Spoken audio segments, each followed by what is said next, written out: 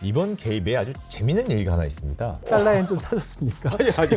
갑자기 엔키리 트레이드 좀 해봐야 되나? 환율이 2배 되는 동안 주식이 5배 됐어요. 원달러 1,300원이 2,600원이 되고 코스피 3,000이 15,000 된 거예요. 15,000이요? 네. 일본이 이자율을 올리고 환율을 올리고 내리는 걸 저희가 어찌 알겠습니까? 특히 이제 일본 같은 거대한 큰손이 자기네 채권 파는 거에 대해서 대단히 무서워하고 있다. 내일 아침에 130이 되잖아요. 그러면 주식이 폭락할 겁니다. 당신의 지금 포트폴리오가 그런 만에 하나의 충격에 노출될 때 당신은 보험이 가입되어 있는가?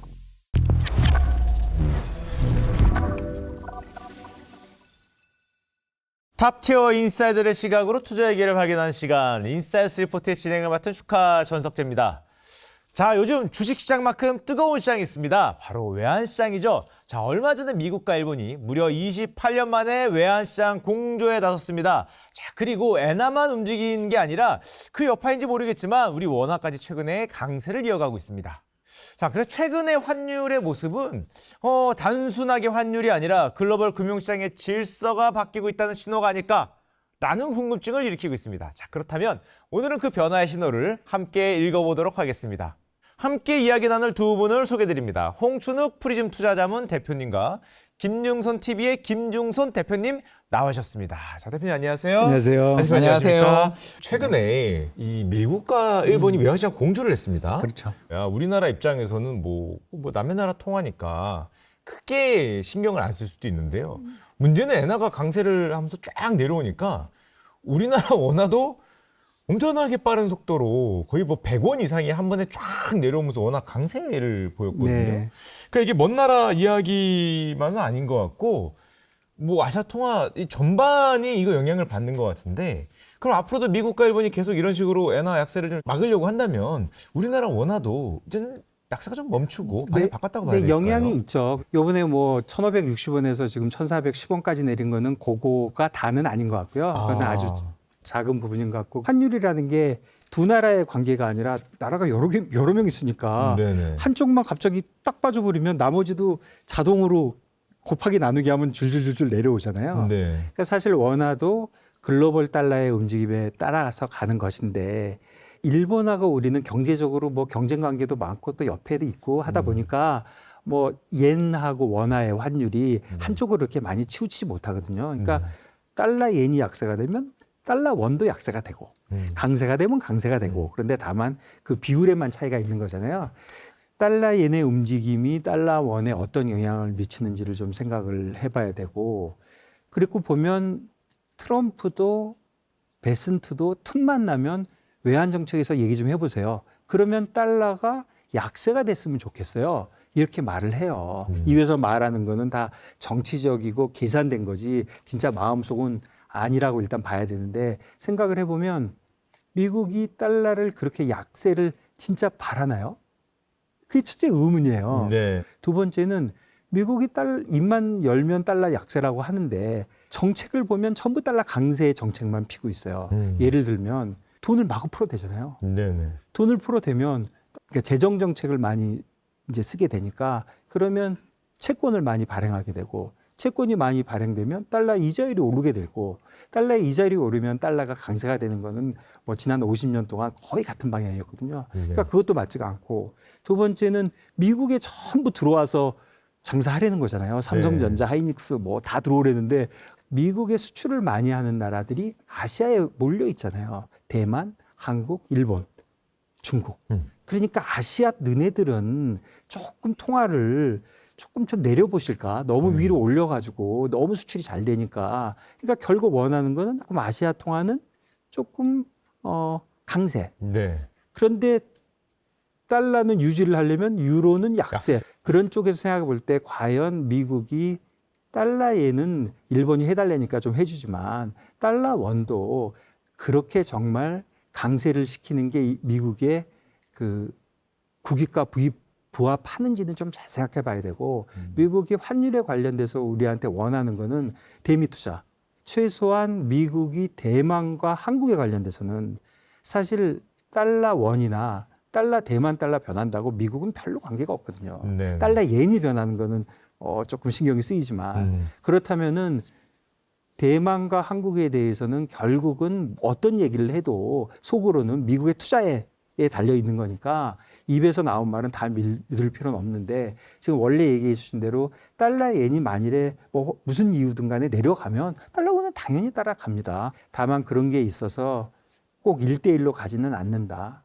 그런 생각이 듭니다. 그 무려 28년 만에 미국이 특히 일본에게 그것도 이 엔화 강세로 이 개입을 했단 말이죠.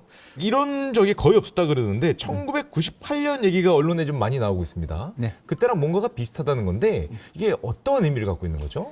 그때랑 지금이랑 이제 경제 상황 자체는 좀 다르지만 그때는 이제 일본이 살만했고요. 네네. 28년 전이니까 이제 일본이 잃어버린 30년의 초기 구간이었는데 경제가 7년 정도 이렇게 장기 불황에 빠지고 있으니까 경제를 좀 살려보기 위해서 제로 금리를 이미 그때 제로 금리를 하고 있었고요. 네. 제로 금리를 하고 있는 상황에서 미국 금리는 높으니까 당연하게 이제 달러에 대한 엔화 환율이 그때도 150엔 후반 이렇게 올라가 있던 상황에서 미국 입장에서 좀 부담됐던 거죠. 아니 이게 일본 경제 아무리 살기 어렵다 그러더라도 이렇게 고환율은 미국 경제에게 좀 안 좋다. 아, 그 1998년 뭐 이때죠? 그렇습니다. 예. 그게 6월입니다. 아, 예. 그래서 이제 개입했던 규모는 한 300억 불 정도 개입을 했는데 미국이랑 일본이 함께 개입을 한 덕분에 하루에 그냥 한 6% 정도. 환율 6% 떨어지면 뭐 어마어마한 엄청나네. 1%도 아니고요. 예, 그래서 어마어마한 효과를 거뒀는데 이제 이 정책이 그때 타이밍이 안 좋았어요. 러시아 모라토리엄. 예. 예, 그래서 이제 러시아 경제가 파탄 나면서 그때 이제 보리스 옐친 대통령 시절인데 그때 이제 해외에 갚아야 될 빚을 안 갚아버리고 그 다음에 2차 충격 롱턴 캐피탈 매니지먼트라고요. 네, 무슨 예. LTCM이라는 이제 회사였는데 이 네. 회사가 파산하면서 주변에 이제 금융기관들한테 빌렸던 돈을 못 갚으면서 연쇄적인 금융위기가 촉발되니까 그때 이제 8월에 이 사태가 벌어지고 9월에 미국이 금리를 인하하면서 결국 9월부터 시작해서 10월까지 미국 그때 그린스펀 의장이 금리를 3번 연속 인하해요. 네. 이러자마자 그때 이제 달러에 대한 엔화 환율이 얼마까지 갔냐면 110엔. 순식간에 예, 그냥. 그때 이제 네. 외환시장 개입했을 때가 150엔이었는데 이제 뭐 외환시장 개입했던 효과는 한 일주일 한 달밖에 안 갔고 네. 정작 외환시장 개입의 진정한 효과는 미국 금리 인하하면서 전 세계의 돈들이 정말 이거 너무 좋은 것 같아. 세계 경제는 살아났어. 그리고 일본 경제도 이제 이 덕을 볼 거야. 그래서 미국 금리 인하되고 일본 경제 살아나는 그림이 나오면서 달러에 대한 엔화 환율이 크게 떨어졌죠. 그러면 대표님 그런 과거를 생각한다면 이번 개입도 미국이 기준금리를 인하해줘야 뭔가 실질적으로 효과가 있는 겁니까? 예, 그런데 인하하기 힘들잖아요. 예. 전쟁도 있고 지금 상황이 그런 것 같지도 않았어요. 그리고 더 나가서 얼마 전에 열렸던 미국의 금리 결정 회의에서 12명의 연준 멤버가 모여가지고 표결을 하는데 세상 12명 중에 3명이 금리 인상하자고. 그러니까 인하가 아니라 인상 얘기가 나오고 인상 있지 이야기가 않습니까? 나오는 거죠. 그래서 다들 이제 기대를 하는 게 미국이랑 일본이 이번에 개입했던 거는 뭐 효과는 있지만 아니, 결국 이 키를 쥐고 있는 건 만에 하나 미국이 금리 인상해버리면 이거 효과가 없을 것이고 네. 그나마 효과를 좀 가지기 위해서는 일본 중앙은행 드디어 거기 이제 정책금리 1%거든요. 네. 사실 1%도 굉장히 낮은 거지만 그동안 뭐 계속 제로 금리를 했었던 걸 생각하면 금리가 이제 차곡차곡 올라온 상황이다 보니까 다들 기대하고 있죠. 늦어도 9월에는 일본 중앙은행이 금리를 인상해서 달러에 대한 엔화 환율을 좀 더 하락시켜 주지 않겠나. 근데 이제 사실 이건 기대고 네. 현실은 미국 금리가 3.75인데 일본 금리는 1%밖에 안 되니까 네. 아직도 미국 금리가 너무 높으니 네네. 일본에서 돈을 빌려 미국 같은 고금리 화폐에 투자하는 엔캐리 트레이드라고요. 네네. 일본 돈 빌려 딴 나라 투자하는 이런 투기 거래죠. 좀 이런 투기 거래가 아직은 진정되지 않고 있다. 이렇게 볼 수 있겠습니다. 김 대표님. 근데 요번에 네. 그 베센트 장관이 왜 또 뭐 의회인가에서 그 뭐 종이 쪼가리에다가 이렇게 뭐 얼마 사자 뭐 이런 것도 노출된 것도 조금 신기하고요. 또 이번에 개입할 때 보니까 미국이 달러를 팔아서 엔화를 산 게 아니라 유로화를 팔아서 엔화를 샀더라고요. 네. 그러면 그 남의 나라 남의 통화인데 그 팔리는 입장에서는 이제 그쪽은 또 오히려 통화 충격이 있을 수도 있고 네. 심지어 나오는 뉴스에 따르면은 그 EU 중앙은행하고는 이야기하지도 않았다. 사전 맞습니다. 조율도 안 했다. 그래서 또 EU 측에 또 화를 내고 보통 뉴욕 연은이 중심이니까 네. 연은이 하는데 이번엔 또 글로벌 투자은행을 통해서 네. 또 했다고도 하고 이게 도대체 왜 이런 겁니까? 이번에 한 개입은 조금 뭐 네. 좀 다른 점이 있었던 것 같은데 네. 외환시장 개입을 보면 중앙은행의 외환시장 개입 이거를 생각해 보면 누가 하느냐? 뭐 미국도 가끔 하고, 뭐 유럽도 가끔 하고, 네. 뭐 우리나라는 매일 합니다.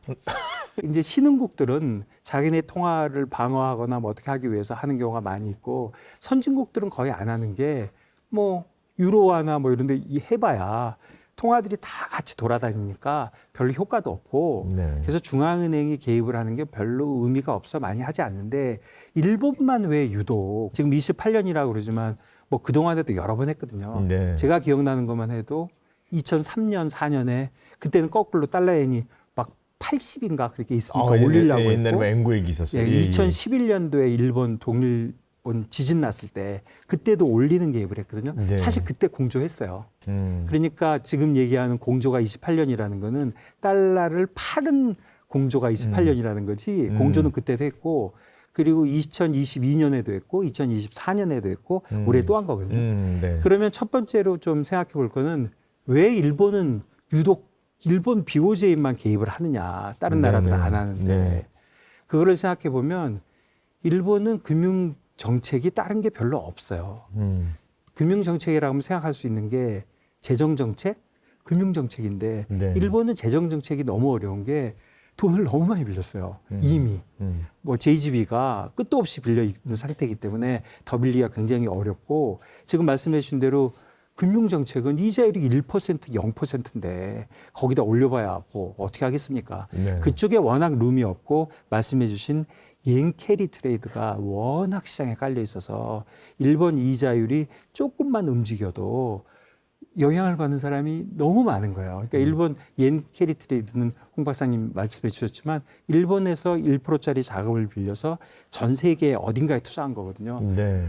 그 규모가 뭐 몇 년 전에 도이치은행이 뭐 20조 달러라고 주장을 했는데 아무도 모르고, 네. 실제로 더 될 것 같고요. 일본 달러엔 시장이 달러 유로보다 거래가 더 많이 돼요. 네. 하루에 뭐 7조 달러 이렇게 거래가 되거든요. 시장에 워낙 그러다 보니까 일본에서는 다른 방법이 없으니까 이자율은 뭐 내리거나 올리는 게 너무 힘들고, 조금만 움직여 놓으면 뭐 미국 주식이 뭐 폭락을 하거나 폭등을 하니까, 그러니까 할 수 있는 거는 개입밖에 없으니까 사실 개입을 하는데, 요번에 개입의 특징은 말씀해 주신 대로, 아니 달러를 안 팔고 유로를 팔았잖아요. 그러니까요. 예. 근데 생각을 해보면 지금 유로엔을 보면 달러엔보다 더 많이 변해 있어요. 네. 유로 대 엔화의 환율이 180 한 3 정도 되는데, 이거 30년 전 레벨입니다. 엄청 내려갔다가 네. 너무 높아요. 그러니까 사실은 베슨트가 말하기 좋은 거는, 야, 달러엔 내리고 싶으면 달러 엔만 팔을 게 아니라 유로엔을 팔아줘야 돼. 그 유로엔을 판 거죠. 네네. 유로엔을 팔다 보니까 FRB 통해서 하기가 좀 껄끄럽고, 그러니까 IB 통해서 한 건데, 그거는 별 의미는 없는 것 같아요. FRB가 하더라도, 미국 연준이 하더라도 결국 IB한테 시켜서 하거든요. 그러니까 그건 네네. 별로 의미가 없는데, 유로엔을 파는 게 좀 요 같은 짓이죠. 왜냐하면 달러를 팔면 또 달러가 시장에 또 풀릴 것이고, 뭐 그러면 또 시끄럽고, 야, 너 일본 그런데 왜 달러를 팔고 난리야, 이런 얘기 나올 것 같으니까 유로엔 팔아버리고, 말씀해 주신 대로 20위하고 통화 안 한 것 같더라고요. 나중에 보니까. 네네. 20위 통화하면 20위가 하라고 그러겠습니까? 그러니까 그냥 먼저 팔아버리고, 유럽은 난 잘 모르겠다, 이런 식으로 나오고, 약간 그런 해프닝이 있었던 게 아닌가, 그런 생각이 듭니다. 그러니까 베세트가 좀 여우 같은 행동을 했다. 그렇죠. 미국의 국익을 위해서. 네. 그 사람은 뭐 미국의 국익만 딱 보고 하는 거니까. 네. 그렇다고 보면 요번에 달러엔을 팔지 않고 유로엔을 판 거는 미국 입장에서 보면은 뭐 잘한 거죠. 남들은 좀 기분 나쁘지만. 예, 알겠습니다. 홍 대표님, 제가 또 알아보니까 이번 개입에 아주 재미있는 얘기가 하나 있습니다. 원래 일본이 엔화 강세를 좀 하려고, 엔화 약세를 막으려면 본인들이 보유하고 있는 미국채 있지 않습니까? 그렇죠. 그 이제 팔면, 그리고 말 그대로 달러 팔고 엔화 사는 거니까, 파는 것 자체가 엔화 강세 은유로 작용하지 않습니까? 맞습니다. 이번에 이 방어한 수단을 보니까 보유하고 있는 미국채를 담보로 잡혀서 달러를 빌렸다. 그 달러를 팔았고 네. 엔화를 사면서. 왜 이렇게 복잡하게 한 겁니까? 팔면 되는데. 네, 지난 5월 달에 좀 충격이 있어서 그래요. 5월 달에요? 예, 그래서 이제 2026년 5월에 이미 그때 또 165엔 갔어요. 네. 그래서 이제 1986년 이후 최고 환율. 이게 언제적입니까? 세상에 우리나라 3조 호황 때 그쵸. 아니 예, 아세안 예, 게임 예. 때다. 뭐 일본 버블 뭐 무너진다 그때 얘기 아닙니까? 예. 예, 그 정도로 환율이 올라가니까 이제 일본 당국에서 외환시장 개입을 했는데 그때는 미국이랑 협조 안 하고 했어요. 근데 이제 하면서 뭘 어떻게 팔았냐면 아주 기계적으로 한 거죠. 예를 들어서 이제 미국에서 일본이 가지고 있는 채권들이 있어요. 그게 네네. 얼마냐면 무려 1.3조 달러 정도 됩니다. 전 세계 10대 경제 강국인 한국 1년 GDP 한 80%, 70%에 달하는 미국 국채를 보유할 정도로 일본은 어마어마한 큰 손입니다. 이 어마어마한 큰 손이 외환시장 개입할 때 어떻게 했냐면 그때 1,000억 불 정도 팔아. 미 국채를 팔아. 주식시장에서 주식 거래하듯이 채권 시장에서도 거래할 수 있으니까 네. 거기서 한 3번 정도에 걸쳐가지고 한 1,000억 불 팔았습니다. 네. 그리고 그 판 돈을 달러를 들고 일본 동경 외환시장에 가서 이렇게 한 거죠. sell 미국 달러 buy N. 이러면 달러의 가치를 떨어뜨리기 위한 개입이 되는 거고 네. 뭐 그 다르게 이야기하면 또 N 강세 개입이죠. 아무튼 외환시장에서 막 엄청난 물량의 달러 팔자가 나오니까 순식간에 그때도 환율이 한 5엔 정도 빠져서 158엔, 157엔까지 갔어요. 근데 무슨 일이 생겼냐? 미국이 난리가 나죠. 얼마 전에 이제 낙찰됐던 미국의 30년짜리 채권 금리가 얼마나 가냐면 5.27을 갔어요. 네, 5% 넘죠 지금. 예. 그러니까 이제 시장의 참가자들이 새파래진 거죠. 그리고 이제 그걸 본 베센트 입장에서 한번 보나마나 이게 무슨 사태야 하고 보니까 사실 일본이 외환시장 개입하면서 미국 국채 팔아서 외환시장 개입했어요. 근데 이거는 일본 입장에서는 정당한 행동이죠. 네네. 다만 채권을 안정적으로 유지하고 특히 어마어마한 국채를 지금 발행해야 되는 미국 입장에서 볼 때 일본이 계속 팔면 이거 채권 소화가 안 되겠죠. 네. 그럼 어떻게 해야 돼요? 아까 이번에처럼, 김 대표가 네. 이제 잘 이야기하신 것처럼 유로 쪽 이런 거 가져와서 파는 게 첫 번째였었고 먼저 두 번째가 이제 전화를 향한 거죠. 그리고 일본이랑 협의를 하는 거예요. 그래 그 달러 파는 건 좋은데 내가 빌려주면 안 될까 이런 거. 이게 이제 정말 우리가 생각할 때 이렇게 되는 건데 자기네 통화를 빌려줘서 빌려줘서 팔게 하는 팔게 건 해라. 뭡니까? 네. 이게 뭐냐면 담보는 일본이 가지고 있는 국채를 담보를 잡고 1.1조 이상한 달러 거 아닙니까? 근데 완전히 이상하죠. 국채를 담보로 또 빌려준 거잖아요. 그렇죠. 어떻게 보면. 예. 그래서 일본이 보유하고 있는 미국 국채가 이제 1.1조 달러 좀 줄었죠. 네. 1.1조 달러 정도 되는 이 어마어마한 국채를 또 팔까봐 무서운 거예요. 그럼 어떻게? 그건 안 팔고 내가 싸게 빌려줄게. 이러면서 그 돈을 앞으로 빌려줄 테니까 그걸 갖고 이제 앞으로 외환시장 개입해. 여러 가지 흐름. 뭐 우리가 이름이 되게 웃겨요. 피마라고. 피마. 네네. FIMA 이렇더라고요. 예, 근데 네. 이제 이게 뭐 새로운 어떤 도구들을 만들어내는 데는 일본이나 미국이나 선수들이니까 뭐 제가 볼 때 이 제도가 계속 유지될지 안 될지는 저도 모르겠습니다. 다만 그만큼 지금 미국이 급한 거죠. 금리가 오르는 거에 좀 민감하다. 뭐 당장 중간 선거가 3달 남았어. 베센트가 힘이 있고 네. 또는 미국의 어떤 뭐 이제 다카이치 정부에 대한 미국 정부의 어떤 태도나 이런 게 좀 협상에 우위가 있고 뭐 이런 상황에서는 해볼 수 있죠. 그러나 억지 춘향도 좀 느껴지고 또 나가서 미국 정부가 지금 금리 오르는 것, 특히 이제 일본 같은 거대한 큰 손이 자기네 채권 파는 거에 대해서 대단히 무서워하고 있다라는 것을 보여준 일대 사건이라고 볼 수 있습니다. 결국 미국이 지금 미국채 금리 오르는 거를 확실하게 뭐 좀 두려워하고 있다. 그걸 좀 꺼려하고 있다. 근데 예전에도 이 개입이라는 건 사실 정부의 개입은 근본적인 펀더멘탈이 변하지 않으면 대부분 일시적이었지 않습니까? 근데 또 하필 이 타이밍에 미국이 CPI 나왔는데 뭐 그렇게까지 또 높지 않게 나오면서 야 그러면 미국 기준금리 좀 이제 인상 들어가는 거 아니야? 그럼 엔화 강세가 일시적인 개입이 아니라 뭔가 더 효과가 있는 게 아니야? 뭐 이런 얘기도 나오고 있거든요. 네, 금리만 보면 뭐 98년에 그렇게 대규모 개입을 했는데도 효과 달랑 한 달 가고 그다음 환율은 오히려 더 올랐거든요. 네. 그런 과거 사례를 생각해 보더라도 결국 외환시장에서 이 환율을 좌우하는 힘은 사실 일본한테 있는 건 아닌 것 같아요.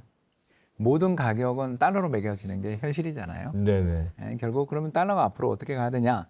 이제 이 질문을 딱 해야 되는데 슈카님 말씀하신 것처럼 결국 그 화폐, 그 통화의 가치를 좌우하는 건 금리. 네. 그 중에서도 정부 정책 금리니까 그 정부 정책 금리의 방향을 쥐고 있는 연준이 이제 앞으로 어떻게 움직이느냐. 아까 1998년처럼 금리 인하해 주면 환율이 떨어지겠죠. 만에 하나 금리가 오히려 인상되는 방향으로 간다라면 외환시장 개입의 효과는 거의 없다라고 볼 수 있는 거죠. 그러면 미 연준이 앞으로 금리를 인상할 거냐 인하할 거냐 이제 이걸 질문을 하신 분이 많은데 결국 뭐 저라면 이번에 외환시장 개입해가지고 환율이 급락하면 그때 좀 다시 기회다, 오히려. 기회다. 음. 달러 좀 더 사고 달러 강세 건다. N 좀 네. 더 하고 또 이 기회에 우리 저렇게 저평가 뭐 환율이 급락하고 그럴 때 거래 좀 해봐. 이게 좀 시장 참가자들의 대세. 그러면 왜 이렇게 사람들이 일본 금리 그렇게 못 올릴 거냐? 막 이렇게 이제 물으면 다들 이제 30년에 걸친 디플레.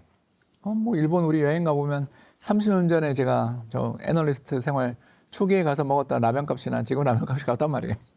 그리고 지하철 요금도 같잖아요. 그쵸, 그런 물가 거 안 오르는 별로 안 나라였죠. 오르는 예. 나라니까 이거에 대한 공포. 그리고 두 번째가 다카이치 정부가 신뢰가 잘 가지 않잖아요. 요새 뭐 또 지지율도 뭐 대폭락하고 얼마 전까지만 해도 내각에 대한 지지율이 70% 80%였는데 요새 40% 밑에까지 내려가더라고요. 국민들이 자민당이 장기 집권해가지고 아베노믹스 하는 건 참 고마운데 좀 잘 못하는 것 같아. 이런 생각들을 가지고 있다 보니까 정책의 지속성이 있는지 이런 거에 대한 신뢰가 미국보다는 일본에 대한 신뢰가 꽤 많이 약해져 있는 상황이라는 것도 염두에 두셔야 될 것 같습니다. 알겠습니다. 자, 그럼 대표님, 그럼 이제 근본적인 질문을 해야 되는데요.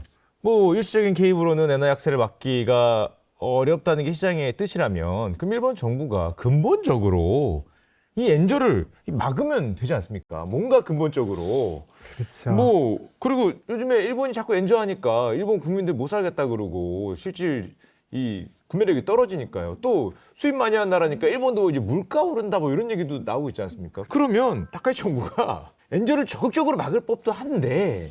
근데 그 질문을 해보면 막으려고 하면 막을 수 있느냐? 막을 수 있을 것 같아요. 일본은 뭐 워낙 그 달러엔 그 시장도 크고 하니까 진짜 뭐 무식하게 막으면 막을 수 있는데 지금 아베노믹스가 2013년인가 했는데 그때 달러엔이요 80이었습니다. 그때 앵구 그런데 뭐 이랬죠. 예. 1, 2년 전에 아베노믹스 거의 끝나갈 때 네. 그때 160이었거든요. 어. 2배 됐잖아요. 예. 그러니까 아베노믹스 시작하는 그때 니케이가 많이 조금 안 됐어요. 8천에서 그랬죠. 9천. 예. 지금은 6만 8천인데 10배. 그거 빼더라도 네. 160 갔을 때가 5만이었거든요. 네. 그러면 환율이 2배 되는 동안 주식이 5배 됐어요. 5배.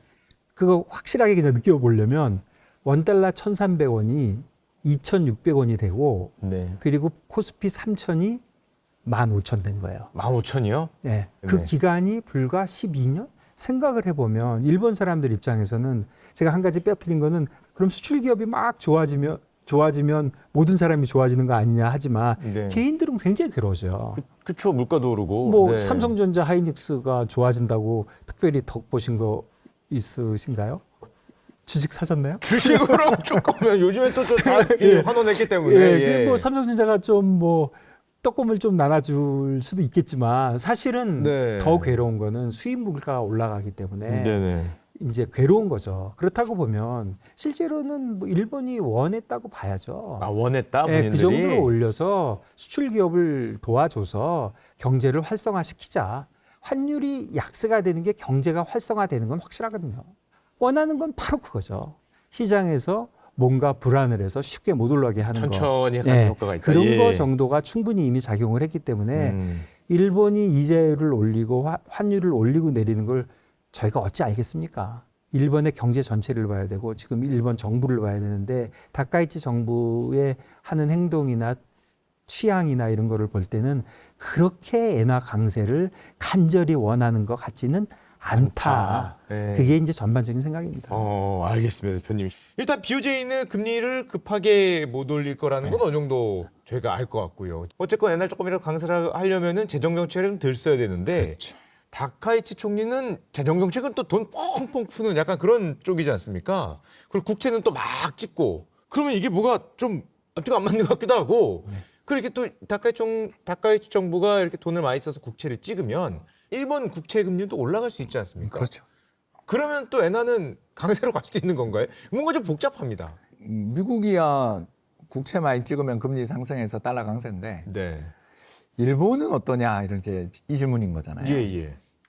그랬을 때 미국에 비해 일본에 대한 신뢰는 굉장히 약하다. 그러니까 약한 이유가 아까 첫 번째 이야기했던 게 이제 30년에 걸친 디플레. 네. 이게 이제 제일 큰 요인이겠지만 두 번째로 더 큰 요인이 있죠. GDP 대비 국가 부채가 200%가 넘어요. 그러니까 한마디로 말해서 일본이 국가 경제가 한 5조 달러 정도 됩니다. 엄청나게 큰 나라죠. 우리나라 경제 규모에 비해서 한 2배 반 정도 됩니다. 이 5조 달러가 되는 나라가 가지고 짊어지고 있는 국가 부채가 10조 달러인 거예요. 네. 이 국가 부채를 어떻게 해결할 것이냐 하는 방법들에서 이제 두 가지 방향이 갈리는 거죠. 첫 번째, 이제 그 아베노믹스 이전에 뭐 민주당 정부 같은 경우는 재정 건전화였죠. 야, 이거 뭐 돈 많이 써봐야 경제 살아나지 않고 우리는 국가가 어마어마한 빚에 허덕이고 있으니까 이걸 잘 아껴서 써야 돼. 그리고 국민연금도 개혁하고 일본 국민연금도 이제 그 납입료가 소득의 18% 엄청나게 높습니다. 막 네. 그런 국가 부채 문제들에 대해서 막 개혁하고 했는데 민주당 정부 인기가 없었잖아요. 네. 그러고 이제 2012년 우리 김 대표님 말씀하신 것처럼 아베가 딱 잡고 난 다음에 선언을 냈죠. 야, 돈을 더 써서 국가 부채를 해결하자. 듣는 사람들 입장에서는 황당하죠. 이게 뭔 소리야? 근데 이제 그 아베의 세계 화살이라는 게 이건데 첫 번째가 금리를 인하해서 어떻게든 돈을 푸는 거. 두 번째가 재정을 푸는 거. 그리고 세 번째가 생산성의 향상. 근데 이제 생산성의 향상은 뭐 잘 안 됐고 앞에 두 개는 엄청 잘했죠. 이 앞에 두 개를 엄청나게 잘하는데 사람들이 보기에 이제 자연스럽게 따서 갚으면 되지 이거 기분이 좀 드는 거죠.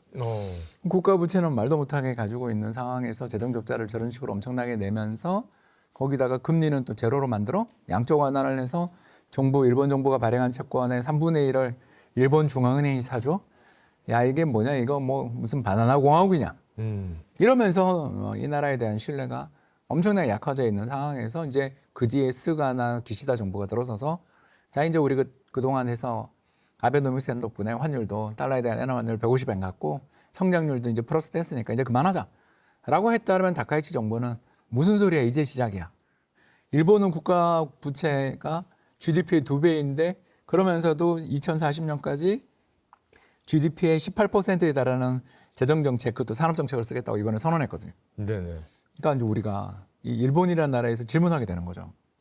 그래, 지금 뭐 인공지능 붐에 키옥시아 잘 나가고, 우리 엔화 약세 덕분에 도요타도 잘 나가고, 좋은 거 알겠어. 근데 만에 하나 불황이 오는 순간 너 정책 수단이 있니? 왜냐하면 이 호황에 어마어마하게 재정을 찍은 거예요. 나중에 다 올라가고 다 있는데. 올라가는데 불황이 왔을 때 우리는 뭐 불황이 왔을 때 금리 인하해 주는데 근데 금리가 1%인데 뭐 인하해봐야 효과 별로 없고 결국은 이제 재정을 풀어야 되는데 이미 지금 국가 재정을 갖다가 파탄 직전까지 돈을 풀고 있는 나라가 만에 하나 미래에 불황이 왔을 때 더 풀 여력이 없다. 그러니까 국가에 대한 신인도의 차이인 거예요, 이게. 엔화 포지션을 늘리고 싶진 않다. 그러니까 늘리더라도 그냥 뭐 GDP 증가한 레벨 정도지 정도만. 이 나라에 대해서 우리가 강세 베팅을 하려는 게 뭔가 찝찝하고 불안하고 답답하고 그리고 다카이치 정부 또 지지율도 떨어지고 네. 막 이런 걸 보면서 이제 다카이치가 그러는 거죠. 우리 재정을 이렇게 쓰는데 시장 금리가 올라가겠죠. 당연히 올라가니까 뭘 하냐면 일본 중앙은행한테 가서 금리 올리지 마 그러고 있거든요. 네. 예, 그러니까 지금 또 일본 은행 총재 입장에서는 속 터지는 거죠.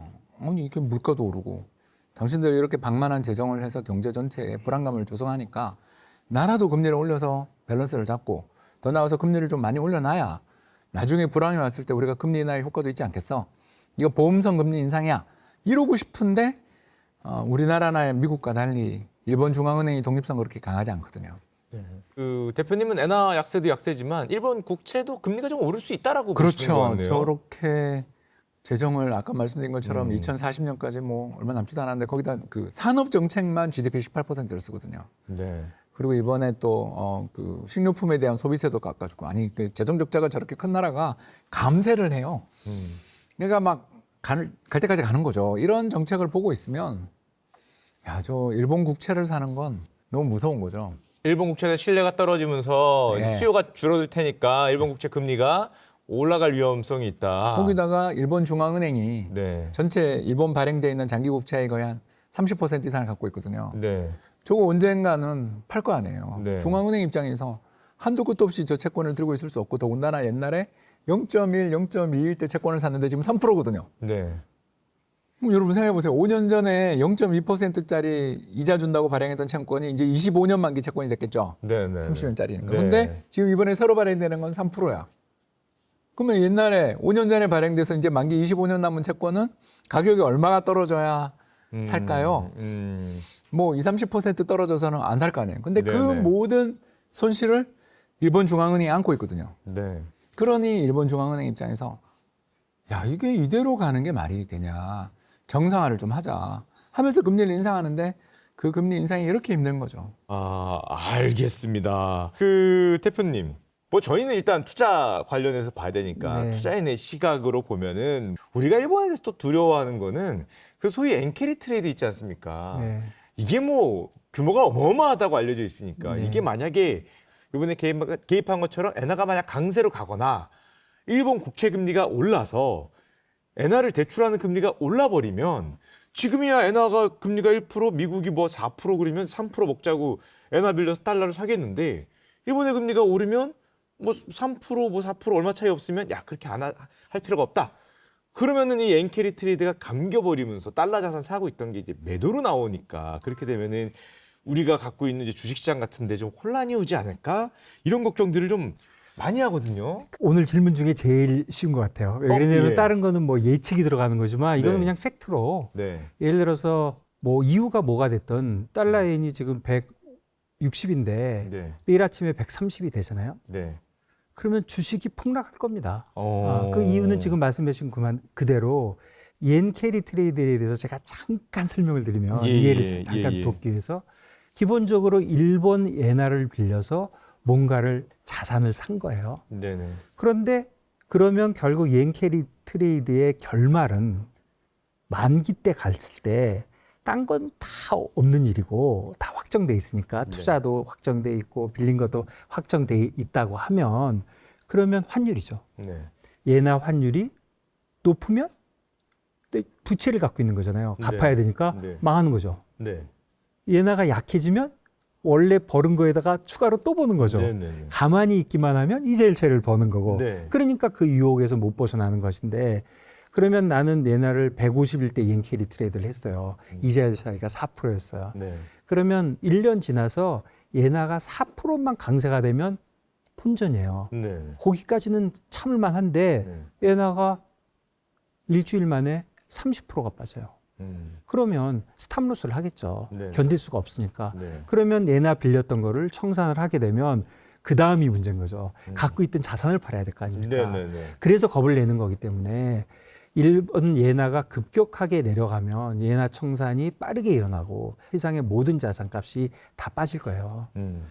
그러면 옌 캐리 트레이드가 일본 이자율이 낮아서 이렇게 많이 된 것이냐 맞는 얘기인데 네. 거기다 하나 더하면 아까 말씀드린 대로 일본의 그 외환 시장이 워낙 발달해 있고 일본의 신용 시장이 발달해 있으니까 예나 캐리 트레이드를 한다면 사람들은 다 어렵게 생각하는데 예를 들어서 지금 집에 가면서 핸드폰 꺼내갖고 달러엔을 이렇게 사잖아요. 그러면 그게 바로 옌 캐리 트레이드예요. 네. 옌 캐리 트레이드 한 사람하고 똑같아요. 네. 제가 한국에 있는 기업이면 내가 일본에 가서 일본 예나를 어떻게 구하겠어요? 그냥 원화를 구하면 돼요. 이거 원화하고 예나하고 선물해서 거래하면 되거든요. 유럽에 있는 애는 유로로 빌리고 유로하고 예나하고 선물로 하면 돼요. 핀란드에 있는 애는 핀란드로 하면 돼요.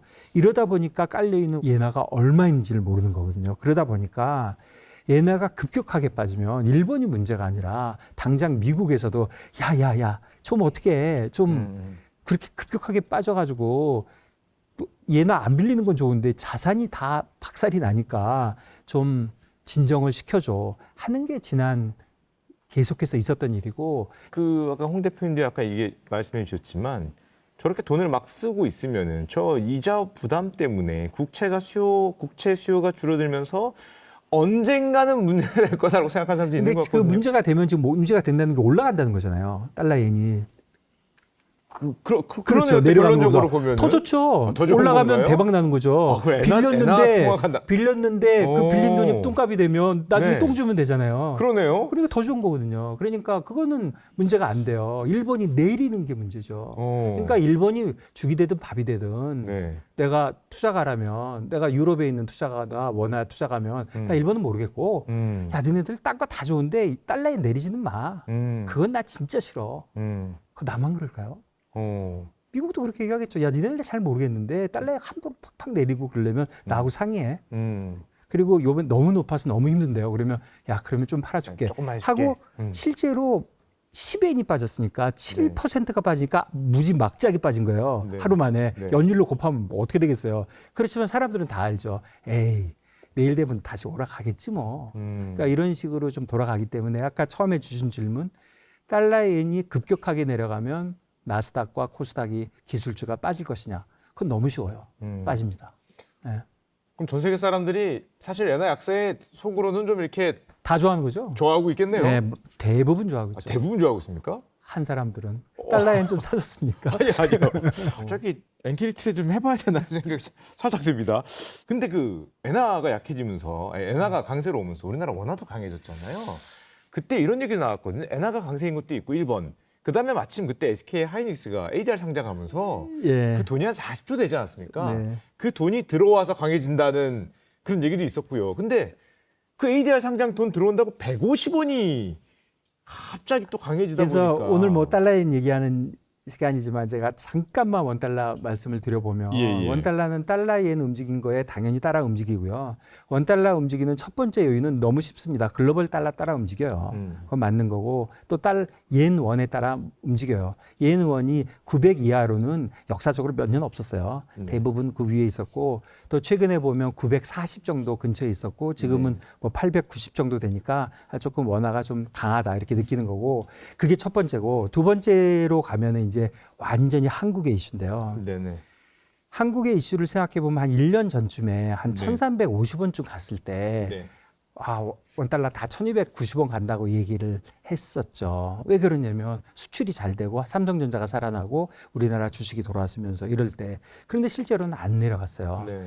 코스피가 오르면서 달러원이 따라 올라갔어요. 마치 아베노믹스 하듯이. 그러니까 이거 뭐지? 생각은 했는데 그때 뭐 주식의 리발란싱이 어쩌고 얘기를 했지만 그런 쪽은 아닌 것 같고 기본적인 시장의 심리는 오늘의 달러는 많은데 장래가 불안해. 장래가 불안한 이유는 뭐니 해도 대미 투자. 대미 투자 협상을 1년 전에 할 때 네네네. 관세 협상, 비관세 협상, 투자 협상을 할 때 관세와 비관세에서 100% 우리가 이겼잖아요. 네. 그러면서 대미 투자에서 양보를 한 거잖아요. 네. 그렇다면 환율에서 나빠질 거는 눈에 보이는 상황이었거든요. 아. 그러니까 앞으로 대미 투자에 정부가 2천억 불? 2천억 달러. 어이구, 우리나라가 외환보유고가 4천억 불인데 네. 2천억 불? 그다음에 마스가가 1천억 불, 삼성전자 뭐 해서 6천억 불을 뭐 준다고 하니 사람들이 놀래서 아, 앞으로 미국의 대미 투자가 이렇게 많으니 이게 되겠냐. 그러니까 현재의 수급은 좋은데 장래 수급이 나쁠 것이라서 달러원이 오른 거거든요. 그러다 보니까 정부에서는 야 달러원이 일본하고는 달리 달러원이 올라가면은 개인들이 너무 괴롭잖아요. 수출은 잘 되는데. 그런데 삼성전자나 하이닉스는 뭐 달러원이 올라가서 잘 되는 것 같지 않거든요. 그거 안 올라가도 잘 될 것 같거든요. 네네네. 그러니까 야 국민들 괴롭히지 말고 달러원 좀 내렸으면 좋겠어. 그런데 일본 BOJ처럼 강하진 못하거든요. 그러다 보니까 날이면 날마다 팔고 국민연금을 다 동원해가지고 야 있는 달러 좀 팔아보삼. 그러니까 국민연금도 팔았는데 내리지 않고 1,500원 이상으로 쭉 올라갔는데 갑자기 7월 초부터 빠지잖아요. 네. 물론 제가 틀릴 수 있지만 제 생각은 하나입니다. 기업이에요. 음. 기업이 돈이 달러가 많이 있는데 기업들도 똑같아요. 내가 삼성전자인데 오늘 달러 엄청 많은데 1년 후에 미국에다 공장 져야 돼. 그러니까 나 그냥 안 팔을래 하고 갖고 있었다고요. 하이닉스도 마찬가지고 그 두 회사 1그룹. 그다음에 두 번째 그룹은 수출 기업들, 조그만 기업들도 달러 좀 있는데 야, 이 분위기 볼 때 우리도 뭐 어떻게 될지 모르는데 달러 좀 갖고 있어야 될 거 아니야. 그래서 아무도 안 파는 거예요. 서학개미들은 막 나가대고. 그러고 있었는데 7월 1일 근처에 뭐가 결정타였냐면 삼성전자하고 한이익스한테 니네들 존말할 때 팔아. 그리고 네. 뭐 특정 지역에다가 반도체 줘. 그거 질려면 달러도 팔아야 될 거 아니야. 달러 안 팔면 그거 생각 없는 줄 알겠어. 이런 식으로 압력이 갔고 조금 작은 기업에는 국세청장, 관세청장이 얘기를 했어요. 7월 1일 날. 기획조사, 세부조사. 그 이후에 뭐 오비 일학인지 모르지만 기업들이 엄청 팔았어요. 그러다 보니까 한 달 사이에 150원이 빠진 거거든요. 네. 그래, 그런 게 이유인 것 같고, 그러면 여기서 앞으로 어떻게 될 건지가 관건이잖아요. 첫 번째는 계속해서 내려갈 가능성 분명히 있어요. 두 가지가 다 살아있어요. 정부는 야, 1,350원은 나 만들고 싶어. 아니, 부동산도 내 마음대로 안 되고 금리도 내 마음대로 안 되는데 진짜 원달러는 내 마음대로 되는 거 아니야. 존말할 때 팔지 그래. 이게 하나가 살아있고, 두 번째는 기업들은 겁을 왕창 먹었잖아요. 겁을 먹은 상태니까 이제 또 오면 야, 세무조사 받느니 내가 달러 갖고 평생 무슨 큰 국영화 보겠냐 그냥 팔아.